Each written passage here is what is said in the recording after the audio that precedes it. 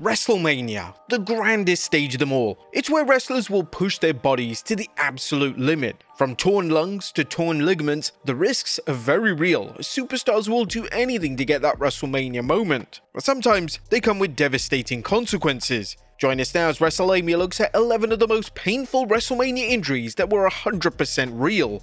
Be sure to subscribe and hit that notification bell for daily wrestling videos and follow us on Facebook for exclusive lists. Also check out our new videos on Wrestlemania XL. Number 11. The Rock coughs up blood. Usually when a wrestler wants to show they have been injured internally, they will slip a blood capsule in the mouth. However, former WWE Intercontinental Champion Ken Shamrock revealed in an interview with Ethan Page that no tricks were used in his match against The Rock at WrestleMania 14. This was 100% legit. Just during the closing stages of the match, The Rock would try to get a cheap win by using a chair, but this led to Shamrock snapping and locking him in with the ankle lock.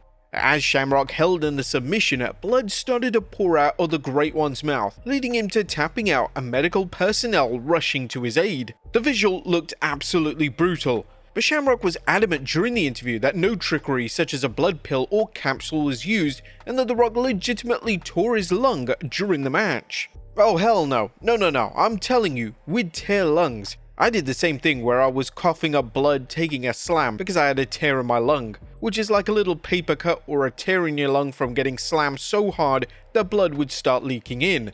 Shamrock would go on to mention that was no capsule, man. We didn't do that during the Attitude Era. The stuff we did when we took things on the pole, shots to the head and were bleeding, they weren't blades. We did it the hard way, and that's by hitting it hard with ourselves on a pole to bust it open.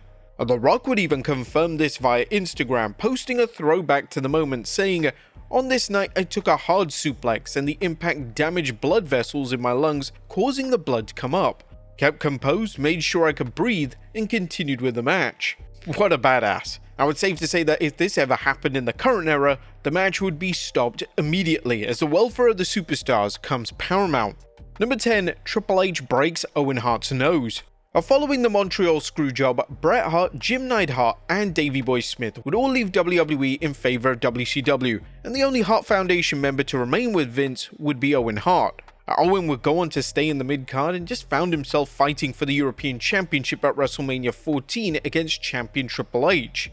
Whilst this was a standard enough match, during the match Hart would suffer a cut to the bridge of his nose, caused by Triple H delivering a stiff boot to the face. Over the course of the match, the cut would get increasingly worse and no doubt required some stitches once the match was over. Number 9. Randy Orton lands on the announce table. When a wrestler takes a bump through the announce table, it's vital that all objects are cleared from the table. This extends to monitors, laptops, and pens. And when we're talking about monitors, it's not those flat screens that you find on today's announce tables. No, previously WWE had those jumbo-sized CRTs which could do a lot of damage to a wrestler. The landing needs to be as smooth and clean as possible, or the wrestler could be seriously hurt. When Randy Orton and Batista hit the RKO Batista Bomb combo and Daniel Bryan through the table at WrestleMania 30, Orton took his RKO bump straight into a TV monitor.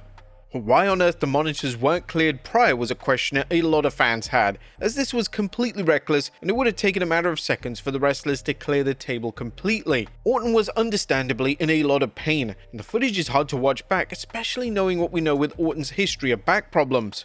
The damage was so severe that you could visibly see a lash on his back. Number 8. Scott Steiner lands on his head. During Scott Steiner's early years, it wasn't uncommon for him to take wild and unexpected bumps. Take for instance at WrestleMania 9, Steiner teamed with his brother Rick to take on the Head Shrinkers, and during one spot in the match, it looked like Steiner was about to be thrown onto the ropes in a hangman style move, yet Steiner crashed to the outside looking like he landed right on his head. There was immediate concern for Steiner's welfare, and it was a miracle that he was okay. As wrestling evolved into the late 90s, Steiner would basically retire spots like these, which was probably the right call. Number 7. Dean Ambrose's insane ladder bump. The wrestlers in the ladder match at WrestleMania 31 went all out to steal the show, and Dean Ambrose took things to the very next level. The late great Luke Harper powerbombed Ambrose right out of the ring, sending him crashing through a ladder that was resting on the apron and barricade. This landing was supposed to see Ambrose take a traditional flat back bump, but Ambrose got his landing completely wrong, and he managed to land in a horrible position with his neck crashing down onto the ladder. Ambrose looked completely out of it, and WWE officials and referees would rush to Ambrose's side to check if he was okay. It was a miracle that the former WWE champion didn't miss any time away from television, as this is the type of spot that could have ended his career. Number 6. The Miz gets concussed. Now, concussion and head trauma needs to be taken very seriously by wrestling companies, and in 2011 at WrestleMania 27, WWE's reigning champion suffered an obvious concussion, yet WWE allowed the match to continue. During The Miz's main event match with John Cena at WrestleMania 27, The Miz would be tackled off the barricade, and his head bounced right off the exposed concrete with a sickening thud. When The Miz next appeared on camera, he looked completely out of it. According to the referee for the match, Mike Chioda, The Miz was so lost that Chioda was forced to call spots for him. And speaking to Metro UK, Chioda added, "I did a WrestleMania match with Miz, and I was calling him spots, and I knew he got his bell rung, but I knew he didn't remember the whole match. He remembered a little bit here, a little bit there, a little bit there. When I got back, I was like, congratulations, man, congratulations." I was like, "You okay, brother?" He's like, "I don't remember anything, really. I remember you telling me some spots," and then I was like, he was listening to everything I was doing. He was just very thankful for getting him through that, because if he doesn't get through that, you never know. You never know if there's another moment like that for The Miz down the road, you know? Thankfully, WWE have drastically altered their concussion protocol since 2011, and if this type of incident happened today, then the match would have been brought to an immediate close. Number 5. Dumpster disaster.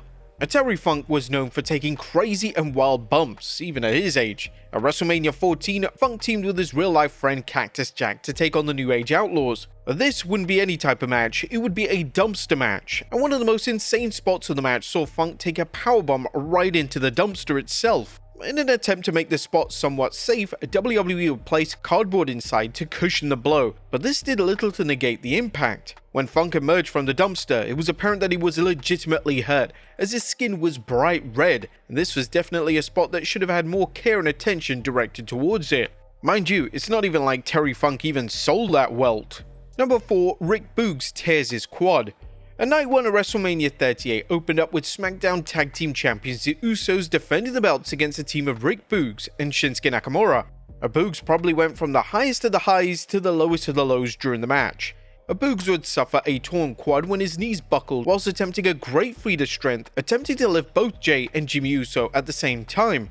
Boogs would reflect on the disastrous moment in an interview with Chris Van Vliet. There was supposed to be this documentary too. It's like, oh yeah, it's being filmed all day. Oh, it's your first WrestleMania. Then I just blew my tendon once I got in there. I guess I wasn't warmed up. We were the first match at WrestleMania 2, so it's not like I had much time to warm up. It was a crazy day. My muscle was firing so hard, it just ripped the tendon off the bone. Now, as a result, Boogs would have to undergo surgery, and whilst he made a full recovery, he would be released in September 2022, making this his only WrestleMania appearance to date. And no, the Andre the Giant Battle Royal on SmackDown does not count. Number 3. Sasha Banks' lash.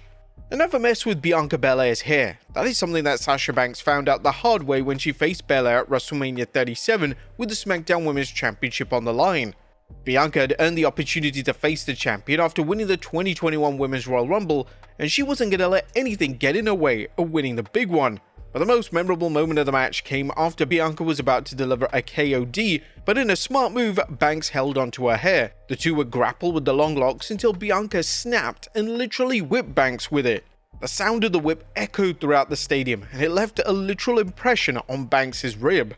Number 2. Ronda Rousey breaks her knuckle. Ronda Rousey has had a lot of injuries to her hands over the years, and she suffered a major one when main eventing WrestleMania in 2019.